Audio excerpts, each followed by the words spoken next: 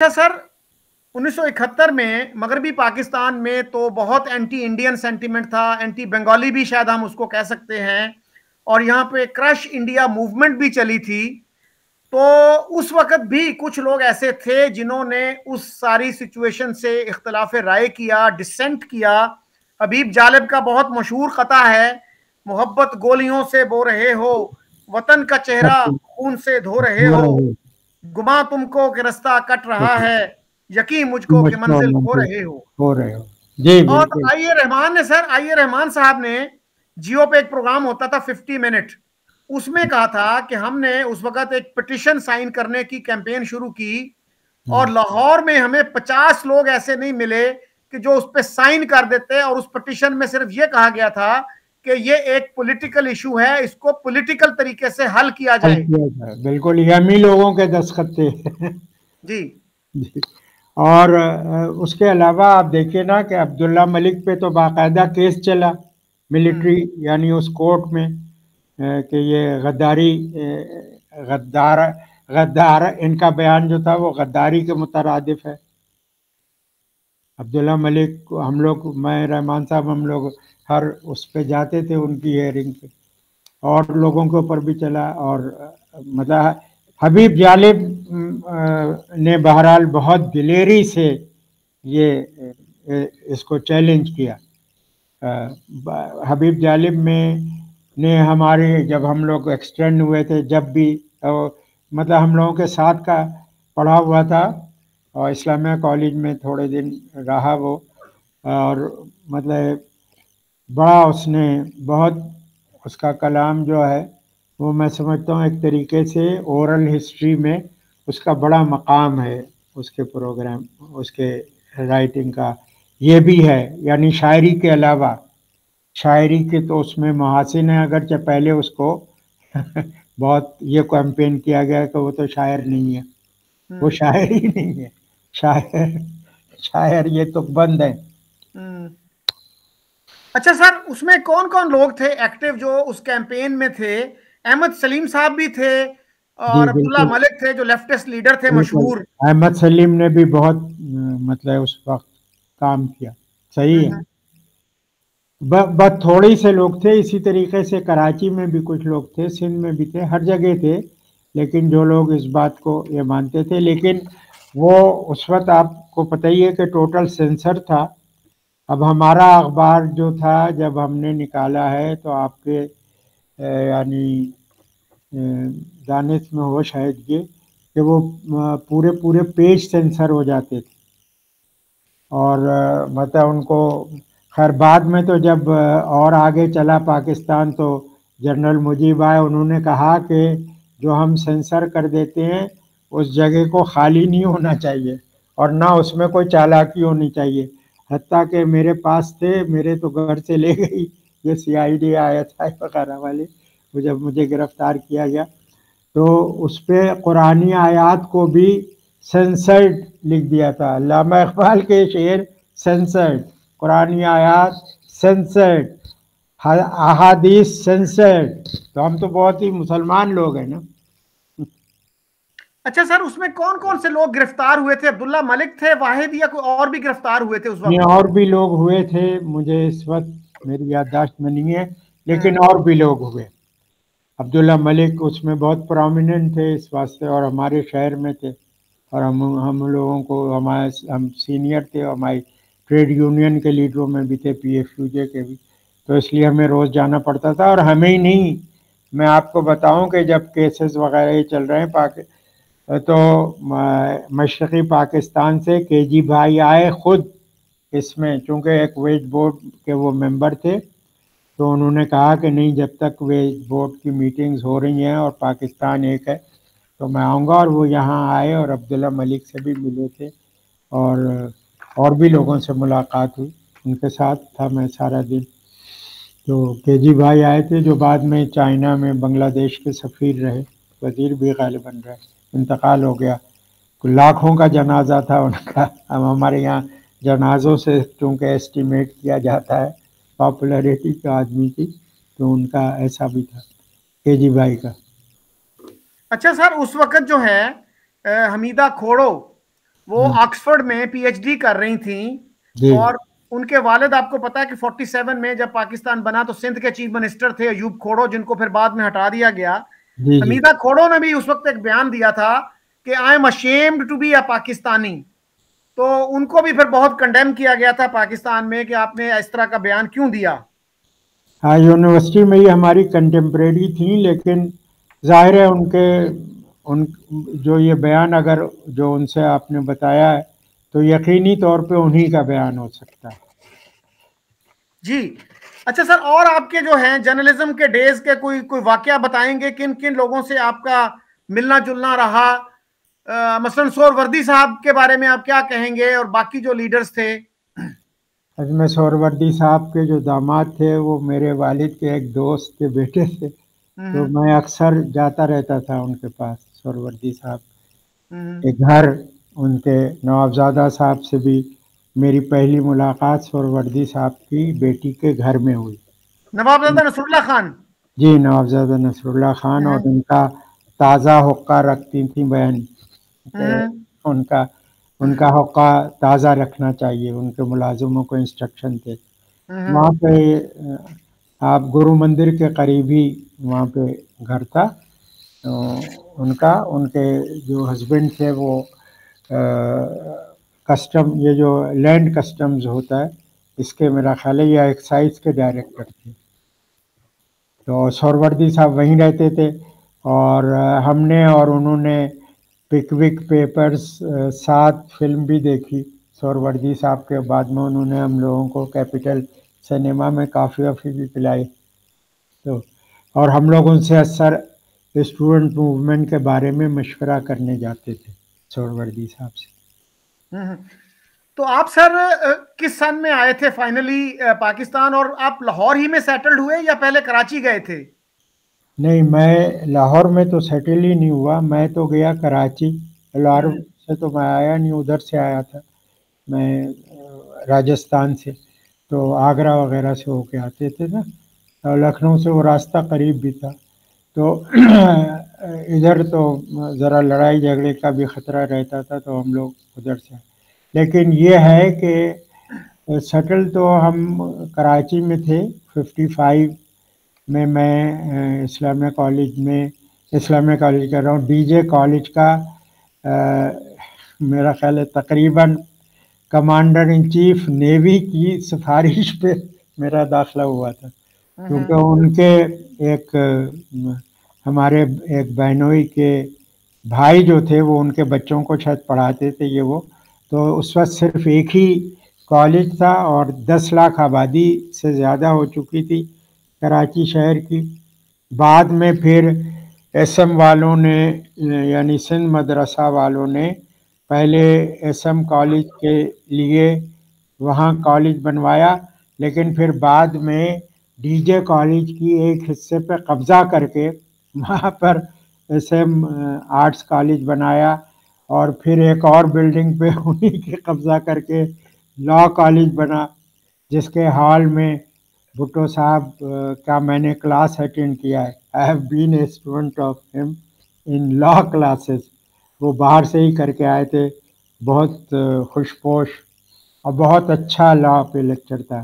میں تو جب جرنلسٹ ہوا تو حیدرآباد میرا ٹرانسفر کر دیا گیا تھا یہی انجام کی ہڑتال کے بعد، تو وہاں بھی انسٹیٹیوٹ جب یہ نکالے گئے تو انسٹیٹیوٹ آف انٹرنیشنل افیئرز میں ان کی تقریر تھی، 4 گھنٹے بھٹو بولے، 4 آورس، اور مارولس اسپیچ تھی۔ خیر میں نے اس کے 10-12 ٹیکس بھیجے تھے، اس میں سے 2 پیراگراف ڈان میں سائڈ پیج پہ چھپے۔ وہ چونکہ میر صاحب کے، میر علی احمد تالپور اور رسول بخش تالپور، ہم لیفٹسٹوں کے کافی پیٹرن تھے، اور ہمارے یعنی وہاں پہ فیض صاحب کو تو بعد میں فیض صاحب وہاں پہنچے، پہلے ہم لوگ ان کی فیضیاب ہوتے تھے ان کی کافی وغیرہ سے، کیونکہ وہ دن میں وہ کیا تھا، اب تو کوئی اور ہوٹل بن گیا ہے میرا خیال ہے، اس نے جو میریٹ والا ہے اس نے لے لیا ہے وہ۔ بہرحال تو بھٹو صاحب نے تقریر کی، اور وہ چونکہ میر صاحب کے پاس ٹھہرے ہوئے تھے، میر صاحب نے کہا کہ بھٹو یہاں ٹھہرا ہوا ہے تو صبح کا ناشتہ میرے ساتھ کرو، تو میں بہرحال قریب ہی رہتا تھا، میں تلک چاوڑی پہ میں وہاں سے پہنچ گیا ان کے گھر۔ تو بھٹو صاحب ڈان کو اور اخباروں کو الٹ پلٹ رہے تھے، کہیں ان کو میں کہا آپ ایسا کریں کہ ڈان کا انسائڈ پہ اندر پیج دیکھیں، 3 یا 5ویں پیج پہ آپ کی خبر لگی ہوئی ہوگی، 2-2.5 پیراگراف ہیں جو میں نے دیے تھے، باقی آپ کے ساڑھے چپرکناتی جو جرنلسٹ تھے وہ وہاں پہ تو نظر آئے، اس کے بعد کوئی نظر نہیں آیا کیونکہ نکالے جا چکے، اور ایسے ہی تھا وہ انہوں نے پڑھا۔ تو بھٹو صاحب سے ایکچولی ہمارا زیادہ انٹروڈکشن وہاں ہو گیا۔ تو آپ سر 55 میں آئے، پھر پاکستان کس سن میں آئے تھے؟ ہم تو یہاں مختلف وقتوں میں آتے جاتے رہے ہیں، اس وقت کوئی ایسے ریسٹرکشن نہیں تھے۔ اب میں تو جب میں نے کر لیا تھا وہاں سے، چونکہ مجھے انٹرمیڈیٹ کا ایک پیپر دینا تھا، تو میں 53 میں غالباً وہاں گیا تھا۔ ہاں، انٹر سائنس کا ایک، اس میں ایک آپشنل سبجیکٹ ہوتا تھا، اور میں نے غلطی سے شاید فارسی یا کوئی ہے ایسا ہاں فارسی لے لی تھی یا عربی لے لی تھی، فارسی لی تھی ہاں، تو وہ میں کچھ کر نہیں سکا تھا، تو وہ ورنہ وہ نمبر ایڈ ہو جاتے تھے، کچھ ایسا تھا اس زمانے میں قانون۔ اب یہ 70 برس کی بات ہے تو ٹھیک سے یاد نہیں، لیکن اس وقت بھی میں آیا تھا، 53 میں بھی آیا ہوں۔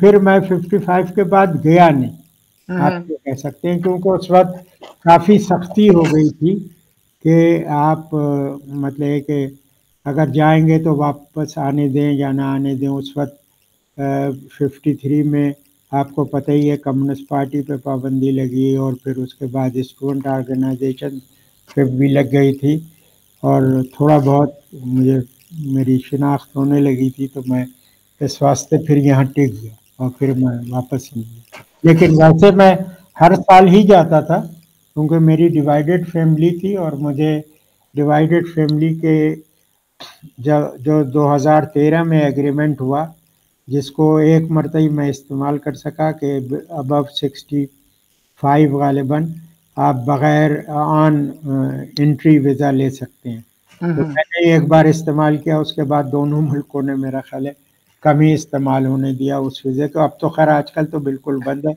2018 میں آخری بار جا سکا تھا، میرے ایک بھتیجے کی شادی تھی، اس میں گیا، لیکن ہر سال ہی میں سال میں ایک بار جاتا تھا، کیونکہ میری بہنیں بھائی سب وہاں تھے، اور یہاں میری جو بہن تھی وہ 86 میں اس کا انتقال ہو گیا کراچی میں۔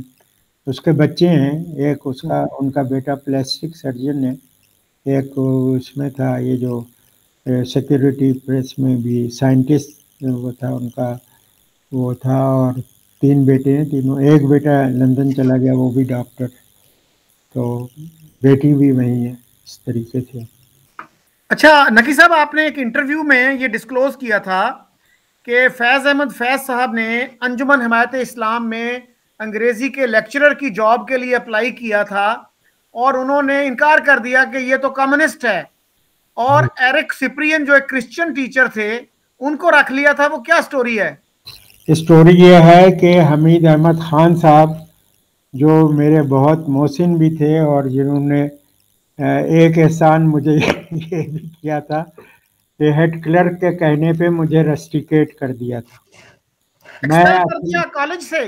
جی، اب وہ تھوڑا سا آپ کو وقت دینا پڑے گا، یہ بات سمجھ۔ حمید احمد خان صاحب پرنسپل تھے، اور میں اس وقت تک کبھی میں نے پینٹ نہیں پہنا تھا، نہ مطلب یعنی وہ بھی نہیں پہنا تھا، میں شیروانی پہنتا تھا، اور میری شیروانی بہرحال کالج کے کلر کی نہیں تھی، لکھنؤ کی سلی ہوئی تھی۔ میں گیا تو انہوں نے بہت تعریف کی شیروانی کی، اور ساتھ میں مجھے ایک بلیزر پریزنٹ کیا اسلامی کالج کا، کہ اب چونکہ میں نے ڈریس کوڈ کر دیا ہے تو آپ واحد آدمی ہیں جو ابھی بھی شیروانی پہنتے ہیں۔ تو میں نے کہا کہ سر میں نے کبھی پینٹ پہنا نہیں، آپ کہہ رہے ہیں، کہنے لگے کہ وہ سب میں پہناؤں گا آپ کو، بلکہ پہلی مرتبہ انہوں نے مجھے وہ کوٹ بھی پہنایا، بلیزر بھی، اور ٹائی بھی انہوں نے لگائی، حمید احمد خان نے، کیونکہ میں راضی نہیں تھا، میں نے بہرحال شیروانی اتاری اور پینٹ پہنا اور وہ کیا۔ تو بہرحال حمید احمد خان صاحب نے کہا کہ آپ نے بہت سنا ہے کہ ناراض کیا ہے ہیڈ کلرک صاحب کو، تو آپ کا کیا خیال ہے؟ انجمن حمایت اسلام ایک کالج کا پرنسپل زیادہ طاقت رکھتا ہے یا ہیڈ کلرک؟ میں نے کہا سر یہ تو بالکل ہی آبویس بات ہے، یہ کیا پوچھ رہے ہیں؟ میری ایکچولی انیشلی میں بالکل نہیں سمجھا کہ یہ کیا پوچھ رہے۔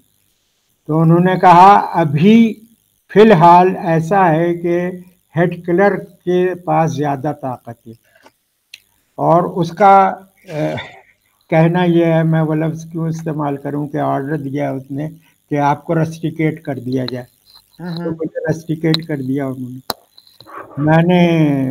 میں وہاں سے نکلا تو سائیکالوجی کے ہیڈ آف ڈپارٹمنٹ تھے ایک، جو ہمیشہ پنجابی میں، واحد میرے گھر میں ایک چھوٹی بچی آتی تھی، اس کے علاوہ صرف وہ مجھ سے پنجابی میں بولتے تھے۔ تو انہوں نے کہا کہ تو میرے کو لا۔ میں گیا وہاں، تو انہوں نے ایک عابد منٹو کے نام پرچہ لکھا۔ میں کہا یہ تو میرے دوست ہیں، میرے سینئر ہیں، تو میں تو ان کے پاس ہی جانا تھا، میں نے نوٹس بھجوانا تھا، کیونکہ کوئی وجہ نہیں ہے کہ مجھے، کیونکہ میں نے کسی بات پہ اس سے میری بحث ہو گئی ہیڈ کلرک کی، اس نے قاضی صاحب کہلاتے تھے وہ، قاضی سے شکایت کر دی قاضی نے، اور پھر مجھے رسٹیکیٹ کر دیا۔ تو میں نے یاد نہیں کر، تو بہرحال عابد صاحب نے وہ نوٹس بھیجا۔ وہ جب نوٹس سرو ہوا تو حمید احمد خان صاحب سمجھدار آدمی تھے، انہوں نے قاضی صاحب کو بلایا اور کہا کہ ذرا ایک اچھا وکیل ہائر کریں، کیونکہ عابد منٹو اس وقت اب نامور وکیلوں میں شامل ہو چکے تھے۔ تو انہوں نے کہا، اور ڈبیٹر کے طور پہ سارے پاکستان میں جانے جاتے تھے، بلکہ انڈیا میں بھی جانے جاتے، تو انہوں نے کہا کہ آپ ایک اچھا وکیل کریں، اب وکیل کریں تو خرچہ ہوگا، تو انجمن پیسے خرچے کے تو قائل نہیں تھی۔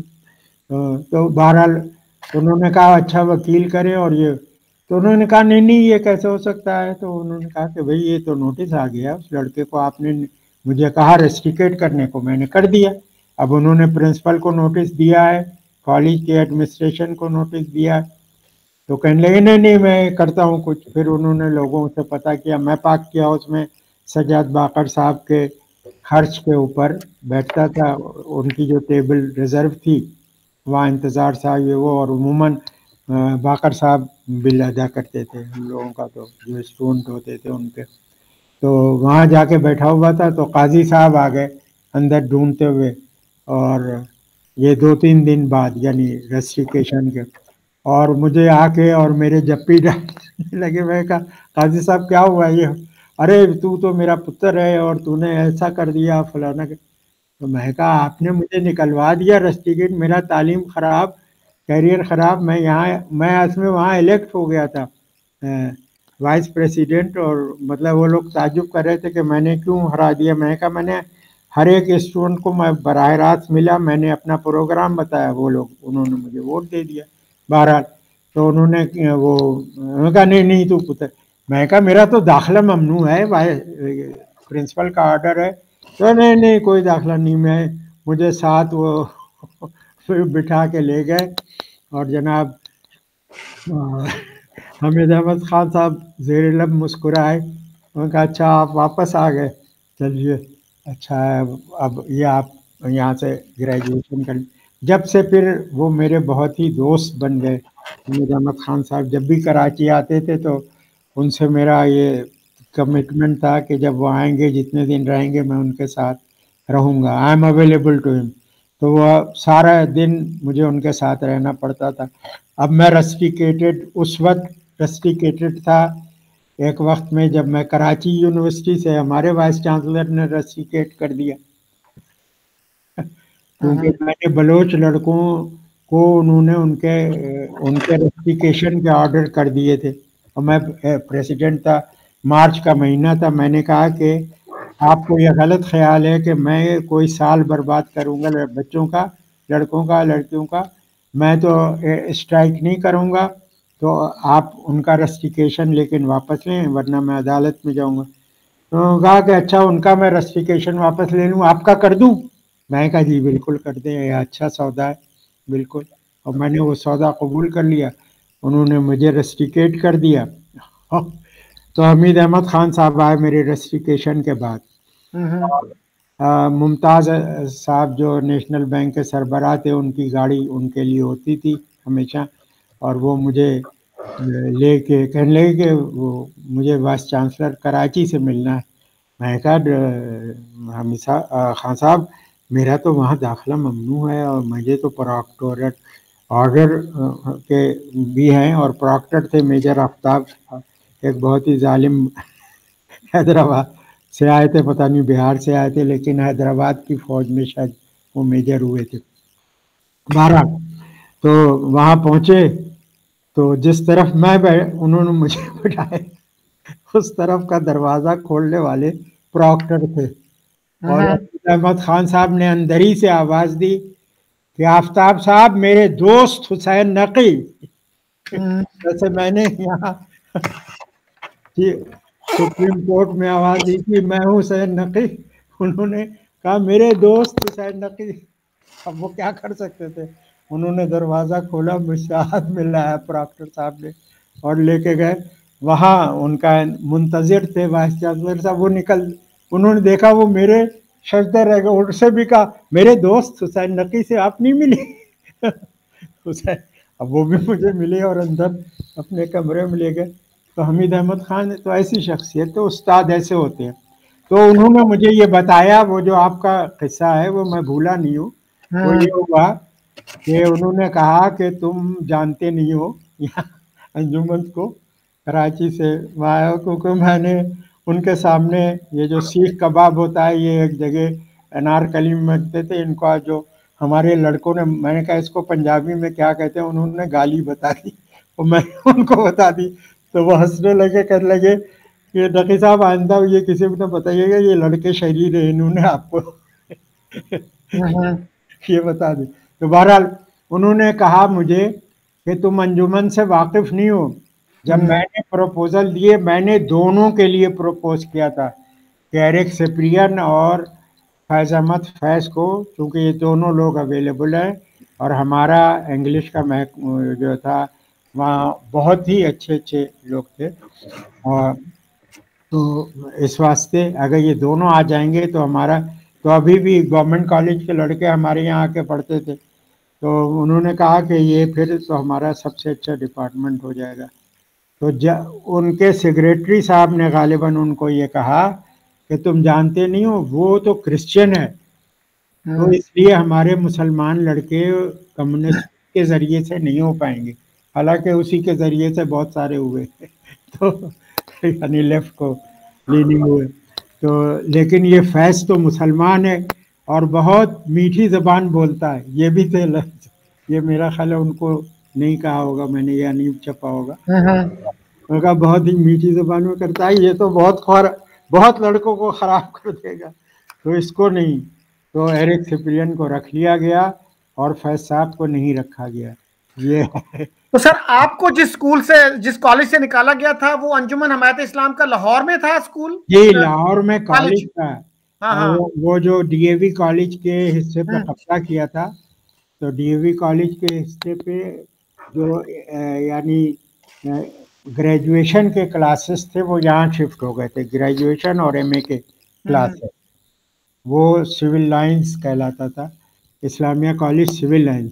جی جی، وہاں سے میں نے 58 میں جب مارشل لا لگا تو میں کراچی سے یہاں آ گیا، کیونکہ میرے بھائی یہاں سول ڈیفنس اسٹاف کالج میں انسٹرکٹر ہوتے تھے، اور میرے بہنوئی سروے آف پاکستان میں تو اس وقت ڈیمارکیشن ہو رہا تھا بارڈر کا، تو ہم یہاں لاہور آ گئے، ظاہر ہے وہی لوگ ہمارا خرچہ اٹھاتے۔ صحیح۔ جی اچھا سر، آخر میں جو نا ہیومن رائٹس کی میں بات کر لوں، آپ human rights commission of Pakistan میں رہے ہیں بہت عرصہ، تو ہیومن رائٹس کی سچویشن، خاص طور پہ جو بلیسفمی کا ایشو ہے، اس پہ اگر آپ تھوڑی سی روشنی ڈالیں۔ کل میں ایک ویڈیو دیکھ رہا تھا جس میں بتایا گیا کہ 1947 سے لے کے 1986 تک، 86 تک کوئی 75 صرف کیسز تھے بلیسفمی کے، اور 86 سے 2017 تک وہ 1500 کیسز ہو گئے۔ تو کیا پاکستان جو ہے has it become the epicentre of blasphemy in the world? دیکھیے میں نے تو 20 بار لکھا ہے، میسیجز میں، رائٹنگ میں، اپنے مضامین میں، کالمز میں، جہاں تقریریں کی ہیں، سینکڑوں مرتبہ یہ بات کہی ہے کہ کیا پاکستانیوں کو یا پاکستان کے مسلمانوں کو عشق رسول 80s میں شروع ہوا کہ اس کی سزا موت مقرر کر دی گئی. پہلے تو اس کی سزا تھی بلیسفیمی کی، بلیسفیمی لا موجود تھا اور اس میں 2 سال کے قریب شاید ایسی سزا عموماً ہوتی تھی، وہ ہوتی تھی. تو میں نے یہ پوچھا، یہ سوال کیا ہے، یہ لا تو اس میں ایڈ کیا گیا. یہ جماعت اسلامی کے ایک وکیل بھی تھے شاید، وہ بہرحال جماعت اسلامی کے تھے، انہوں نے کہا کہ نہیں، اس کی تو سزا صرف موت ہونی چاہیے، اور وہ موت ایڈ کر دی گئی. اور اس کے بعد سے یہ موٹر سائیکل کے جھگڑے، دکان کے جھگڑے، زمین کے جھگڑے، گھر کے جھگڑے، بیوی عورتوں کے جھگڑے، ہر معاملے میں بلیسفیمی آ گئی کہ میں تمہارے اوپر پھر بلیسفیمی کا مقدمہ بنوا دوں گا.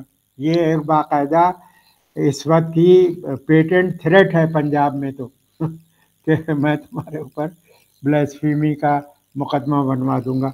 اور میں تو سمجھتا ہوں کہ اس کو واپس، میں لکھا بھی ہے کہ اس کو واپس اسی قانون کے اوپر رکھنا چاہیے جو پہلے تھا، کیونکہ ہم لوگ 80 سے پہلے بھی عشق رسول اتنا ہی تھا پاکستان کے، پنجاب کے، ہر جگہ کے مسلمانوں میں عشق رسول اتنا ہی تھا جتنا سن 86 کے بعد ہوا.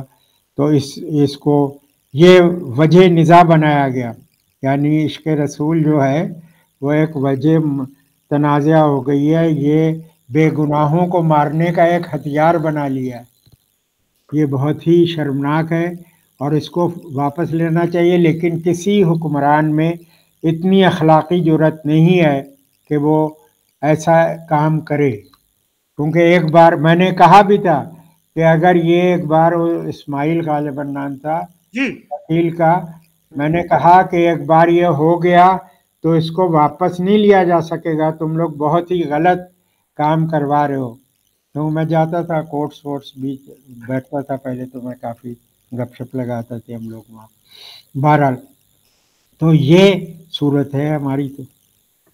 تو سر جب سلمان تاثیر کا مرڈر ہوا بلیسفمی چارجز پہ، تو اس وقت تو پیپلز پارٹی بھی تقریباً ان کا ساتھ چھوڑ گئی تھی. پیپلز پارٹی کے بڑے بڑے لیڈرز تھے، ان کے جنازے میں شامل نہیں ہوئے.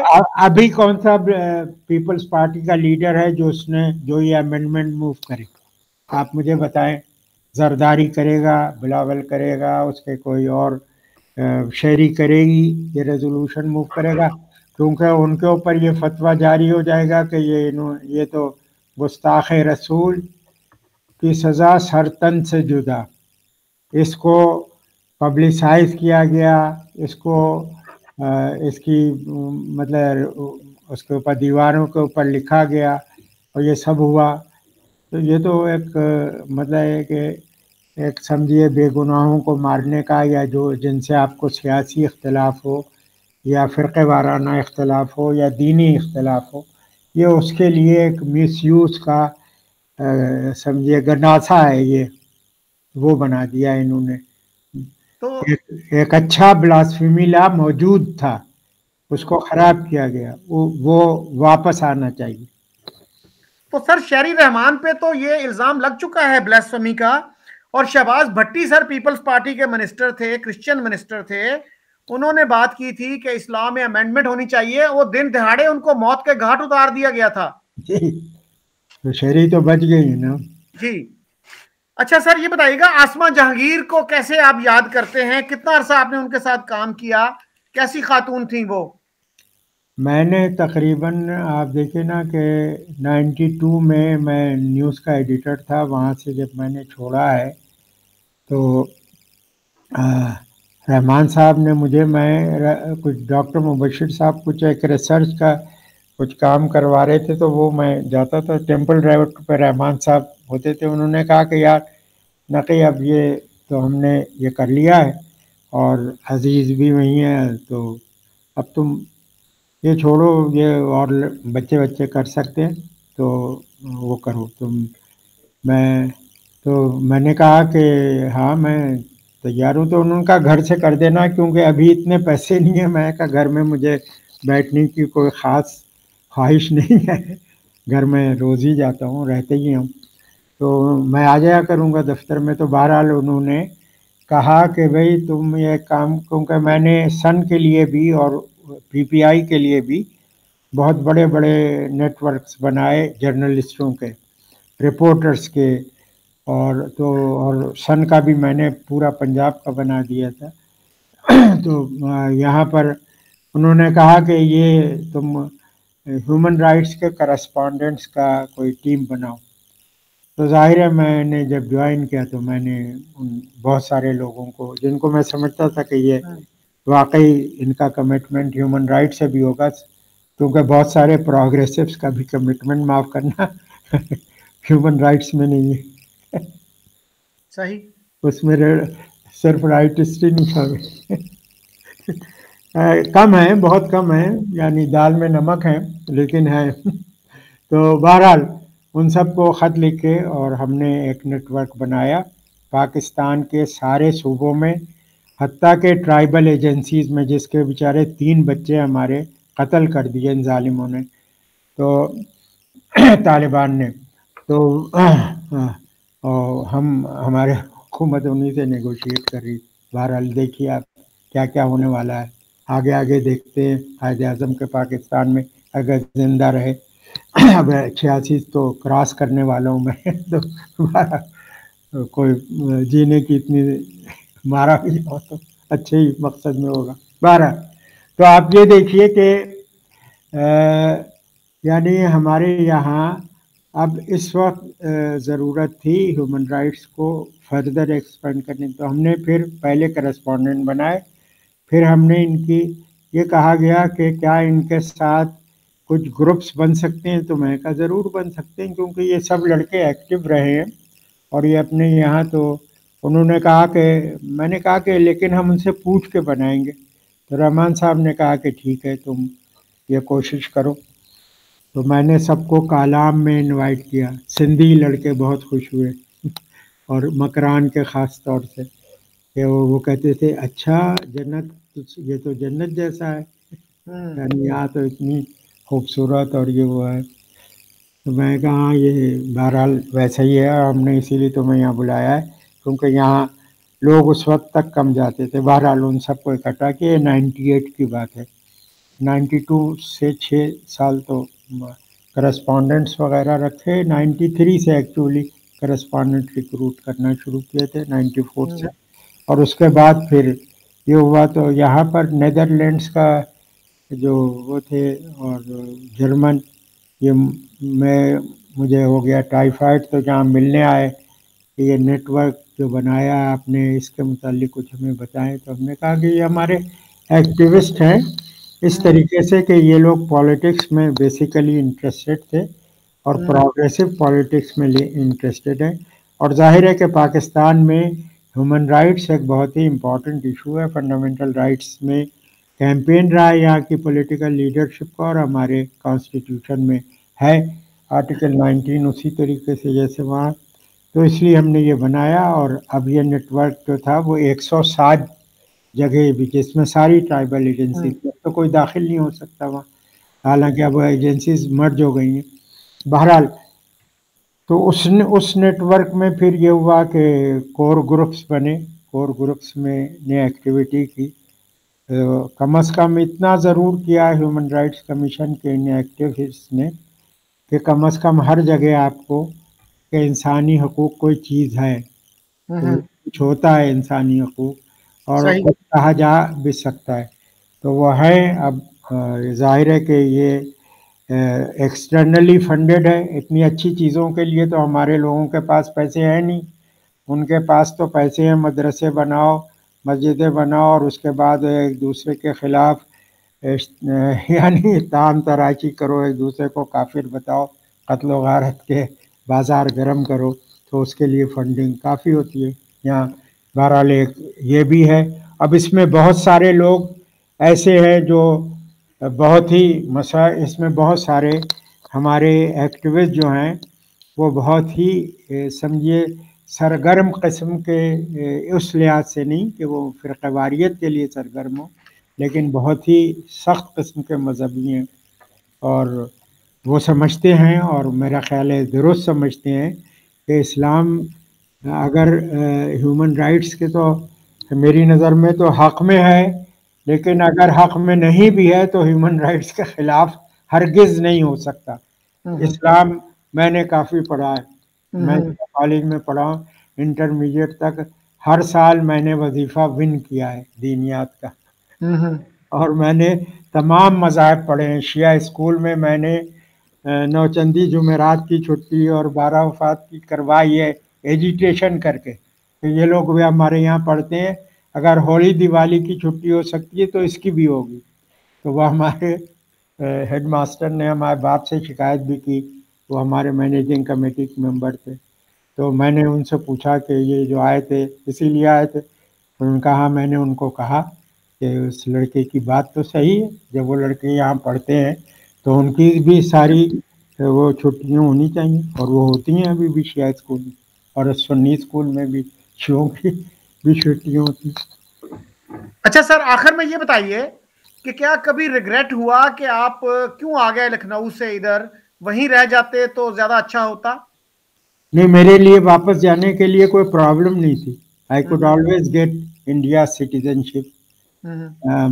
جو ہماری فیملی وہاں رہتی ہے وہ یعنی میں اس کو باثر وغیرہ نہیں کہوں گا، یعنی I will be easily acceptable to them, کسی لیے کوئی پرابلم نہیں ہوگی، لیکن میں نے آپ کیا ہے، خود سے میں آیا ہوں پاکستان میں، اور میں سمجھتا ہوں کہ بہت یہاں پہ امکان تھا ترقی کا اگر یہ فوجی احمقانہ حرکتیں نہ کرتے، اور انہوں نے قبضہ کیا، پاکستان توڑا، اور پاکستان کو اب تو تقریباً یہ کر لیا ہے کہ ظاہر ہے کہ اب کوئی پارلیمنٹ، کوئی اسمبلی، کوئی ایسا موومنٹ ہی یہاں نہیں چل سکتا جو سبورٹ نہ کیا جا سکے، اور اتنی بڑی فورس ہے، اور وہ فورس اتنی ویل اکوپڈ ہے، اتنی ویل آئلڈ ہے، اس کے پاس اتنا وسائل ہیں، اتنا سرمایہ ہے، وہ سینکڑوں کمپنیوں کی مالک ہے، تمام انڈسٹریز کی وہ مالک ہے، زمینوں کی وہ مالک ہے، بہت سارے جو ایسے سرکاری ادارے ہیں ان میں ان کے لوگوں کا یعنی دخل لازم ہے، اس میں اسی کی کارروائیوں میں یہ بھی شامل ہے کہ پاکستان میں اسامہ بن لادن رہے، پاکستان میں تحریک طالبان افغانستان ماشاءاللہ پرورش پائی، اور اس نے اقتدار حاصل کر لیا، اور اس کو ڈیلیور کرنے کے بعد مبارکباد دینے اور 2 سینئر لیڈرز کو پہنچانے ہمارے ISI کے چیف صاحب گئے، ان کے ساتھ انہوں نے تصویریں، ان کو اشتہار بھی بنایا کہ دیکھو یہ اپنے ہی آدمی ہیں، یہ سب بھی ہوا۔ تو اگر آپ ایسے ہی چلتے رہیں گے تو پاکستان کا خطرہ یہ ہے، جو مجھے خطرہ ہوتا ہے کہ، اور میں نہیں چاہتا کہ میں نے ایک پاکستان ٹوٹتا ہوا دیکھا ہے، دوسرا میں نہیں دیکھنا چاہوں گا، کیونکہ اگر غیر ملکی طاقتیں چاہے تو پاکستان کو توڑا جا سکتا ہے، یہ میں بالکل اس بات میں مجھے کوئی شک و شبہ نہیں ہے، کیونکہ ایلینیٹڈ پاپولیشنز ہیں اور بہت کریٹیکل ایریاز میں وہ آباد ہے پاکستان کی۔ لیکن اب میں کیا کروں، میرے تو کوئی اب پچھلے کئی سال ہو گئے ہیں کہ کوئی اخبار خبر نہیں چھاپنا چاہتا، کوئی ٹیلی ویژن چینل، جس میں میرا خیال ہے درجنوں کے حساب سے تو میرے شاگرد بھی ہے کہ وہ مجھے کوئی 10 منٹ کے لیے کوئی پروگرام دے، وہ بھی نہیں کرتا۔ وہ تو اگر ہماری بیگم نے بیچاری نے اپنی زمینوں پہ جو قزلباج تھیں وہ ہیں، ان کو تھوڑی سی ملی تھی، اس میں یہ گھر بنا لیا، اس میں رہائش ہے میری، اور میرے سارے پراویڈنٹ فنڈز ملا کے میری 30,000 روپے مہینہ آمدنی بھی ہے، تو اس میں رہ رہا ہوں۔ اور میں ایک وقت میں بھٹو سے کسی نے کہا کہ نقی کے پاس تو بڑی جائیداد ہے، وہ کہا تم بہت ہی بے وقوف ہو۔ ایک مرتبہ مصطفیٰ کر نے کہا کہ وہ چودھری ظہور الہی سے پیسے لے رہا ہے، انہوں نے کہا کہ نقی جو ہے وہ یہ جانتا ہے کہ چودھری اگر وہ پیسے لینا چاہے تو اس سے 10 گنے مجھ سے لے سکتا ہے، تو تو ہمارے یہاں ایسے ایسے لوگ ہیں ماشاءاللہ، اور کچھ سمجھدار ہیں تو ان کو قتل کرنا، پھانسی پہ چڑھا دیا جاتا ہے، لیکن وہ سمجھدار بھی ہیں تو صرف اپنی حد تک، اپنے مفاد میں انہوں نے اپنے ہی پیر کے اوپر پتھر گرا لیا، پاکستان توڑوا لیا۔ آپ یہ دیکھیے، اگر پاکستان نہ ٹوٹتا تو میں دیکھتا کہ کون سی فوج ان کو موت کی سزا دلوا سکتی تھی، پاکستان میں کون سی عدالت دے سکتی تھی ایسے پاکستان میں جس کا حصہ ہوتا مشرقی پاکستان، کس نے سزا دلوائی؟ ویسے قتل کرنا اور بات ہے کہ مجیب الرحمان بھی قتل ہوئے، لیکن وہاں کی کسی عدالت نے نہیں وہ دیا ان کو سزا، ان کو ایک اس میں مارا گیا، قتل کیا گیا، یہ ہو سکتا۔ تو یہ صورتحال ہے پاکستان میں۔ بہرحال ہیومن رائٹس موومنٹ جو ہے وہ ایک، میں سمجھتا ہوں کہ ایک ایسی تحریک ہے جو جس میں زیادہ سے زیادہ اس کو شامل کرنا چاہیے، شامل ہونا چاہیے، اور یہ بھی غلط خیال ہے کہ یہ انٹریکٹ نہیں کرتی۔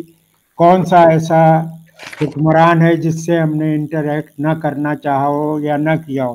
25 سال تو میں براہ راست آسما کے ساتھ رہا جب تک آسما زندہ تھیں، اور جس دن بنا وہ ہمارے، میں تو ویو پوائنٹ میں وہ آئی آسما، ان نے رحمان صاحب سے کہا کہ میری تو ان کے والد سے بہت ہی دوستی تھی، اور وہ چونکہ اپوزیشن کی بڑی وائس تھے، بلکہ ایک وقت میں وہ اکیلی وائس بھی تھے پنجابیوں میں سمجھتا ہوں۔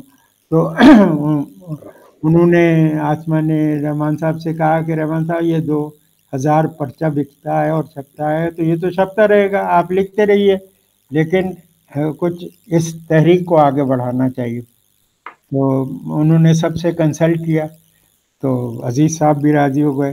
تھوڑے دنوں کے بعد انہوں نے مجھے بھی انوائٹ کر لیا، میں بھی چلا گیا، اور مطلب بہرحال اس 86 سے لے کے جب بنا تھا، لیکن 92 کے بعد اور 98 کے بعد خاص طور سے اس کو ہم نے سارے ملک میں پھیلانے کی کوشش کی۔ اب ظاہر ہے کہ اس کے مخالفین بھی ہیں اور ان کی وجوہات بھی سمجھ میں آتی ہیں۔ ہمارے یہاں کانسٹیٹیوشن بنتا ہے تو اس میں آپ دیکھیں کہ کتنے کانسٹیٹیوشن توڑے گئے، کتنے کانسٹیٹیوشن میں ناجائز طریقے سے امینڈمنٹس کیے گئے۔ ابھی پاکستان میں یہ صورتحال ہے کہ صدر صاحب جو ہیں وہ ایک دن میں 20 آرڈیننسز نافذ کر دیتے ہیں بطور قانون کے۔ لالیسنس کی اگر مطلب اسٹیٹ لیول پہ وہاں سے آغاز ہوگا تو پاکستان کا کیا بنے گا؟ لیکن بہرحال یہ سب بھی دیکھنا پڑ رہا ہے۔ لیکن میں سمجھتا ہوں کہ اگر یہ الیکٹورل پروسیس ہی چلتا رہے تو حالات بہتر ہو سکتے ہیں۔ میں چونکہ پازیٹیو پریگمیٹک آدمی بھی ہوں، اور میں سمجھتا ہوں کہ، اور مطلب یہ ظاہر ہے 86 ایئرس تک میں زندہ ہوں تو اس میں کوئی نہ کوئی تو وجہ ہوگی۔ ہمارے کتنے ساتھی بیچارے بہت کم عمر میں چلے گئے، اور بہت افسوس بھی ہے ان سب کا۔ لیکن میں سمجھتا ہوں کہ یہ اس تحریک کو زندہ رہنا چاہیے، اور اس تحریک ہی کے نتیجے میں آپ دیکھیے کہ یہاں پہ بہت سارے اویئرنیس ہے، اور بہت ساری ایسی آرگنائزیشنز بنی جو ہم سے بھی بہتر کام کر رہی ہیں اپنی اپنی فیلڈ میں۔ ان کے ہمارے ذرا HRCP کی وہ ایریا بہت وہ تھا، اگرچہ اب ہماری جو یعنی سیکریٹری جنرل ہیں وہ اتنا تھن آؤٹ ہو گیا ہے، اس کو کچھ وہ کرنے کی کوشش کر رہے ہیں، اور ظاہر ہے کہ اب یہ پیغام تو پہنچ چکا ہے اور اس کو روکا بھی نہیں جا سکتا۔ صحیح۔ تو سر میں بھی HRCP کے فاؤنڈر ممبرز میں سے ہوں جی، مجھے پتا ہے، اور مجھے یاد ہے کہ وہ جو سیشن ہوا تھا پرل کانٹیننٹل میں ہوا تھا پہلا سیشن، اور اس میں مجھے یاد ہے کہ میری وارث میر صاحب سے گفتگو ہوئی، اور میں نے ان سے پوچھا تھا مولانا مودودی کے بارے میں کہ پروفیسر خورشید نے کہیں لکھا ہے کہ میں نے مولانا مودودی سے یہ پوچھا کہ آپ نے کہیں یہ کہا ہے کہ بھئی آج میں اگر اپنی کتاب الجہاد فی الاسلام دوبارہ لکھوں تو اس میں کافی چیزیں مختلف ہوں گی، کیونکہ میں بھی انسان ہوں، میرا بھی ایوولوشن ہوا ہے۔ تو میں نے وارث میر صاحب سے پوچھا کہ سر مودودی صاحب کا کن ایشوز پہ ایوولوشن ہوا؟ تو وہ مجھے پنجابی میں کہنے لگے او کوئی ایوولوشن نہیں ہویا، وہ ملا ہی سگا۔ تو तो वारिस मीर तो उधर से इधर आया था ना। जी, दैट्स राइट। हाँ, और मेरा बड़ा दोस्त था। जी और एक दिन वो आया और इत्तेफाक से मजहर साहब और रहमान साहब दोनों साथ में आ गए उस तरफ। तो बाद में उन्होंने कहा कि इससे भी तुम्हारी दोस्ती है। मैंने कहा इससे मेरी बहुत पक्की दोस्ती है, और ये बहुत ही शरीफ और नेक मुसलमान आदमी है, और सच्चा मुसलमान है। साइकिल चलाता है और पढ़ाता भी है, और ईमानदार दयानतदार आदमी है। मतलब अपने बच्चों के लिए तो रोल मॉडल हो सकता है वो। बिल्कुल सही। बच्चों ही के लिए नहीं, सारे पाकिस्तान में नौजवानों के लिए हो सकता है। मैं चाहता हूं कि उसके बच्चे उसको रोल मॉडल माने अपना। और मैं हामिद मीर जब भी मिलता है तो उसको उसका वालिद याद दिलाता भी हूँ। जी, हामिद मीर भी और आमिर मीर भी दोनों आमिर उसके तो, जो हैं। जी हाँ आमिर तो स्पेसिफिकली मतलब अंग्रेजी उसमें कर चला गया। जी। अच्छा sir, thank you very much, आपने मुझे बहुत वक्त दिया। तो आपने बहुत थॉट प्रोवोकिंग बातें की। नहीं नहीं, तो तो इसी के साथ आप से आपसे और मैं अपने बाकी दोस्तों से इजाजत चाहता हूँ। बहुत शुक्रिया आपका, बहुत शुक्रिया। इतनी देर मैं, अगर आप ना होते तो मैं इतनी देर तक नहीं बोल पाता। Thank you sir. Thank you. खुदा हाफिज। हाफिज। मेरा अभी अल्लाह हाफिज नहीं हुआ ज़िया-उल-हक वाला। मैं खुदा ही को मानता हूँ जो अल्लामा इकबाल और पाकिस्तान के कौमी तराने में मौजूद है। तीसरा अल्लाह जो है ये एक बाद में क्रिएट किया, ज़िया-उल-हक वाला मैं नहीं मानता अल्लाह। खुदा जी, हाफिज। खुदा हाफिज। थैंक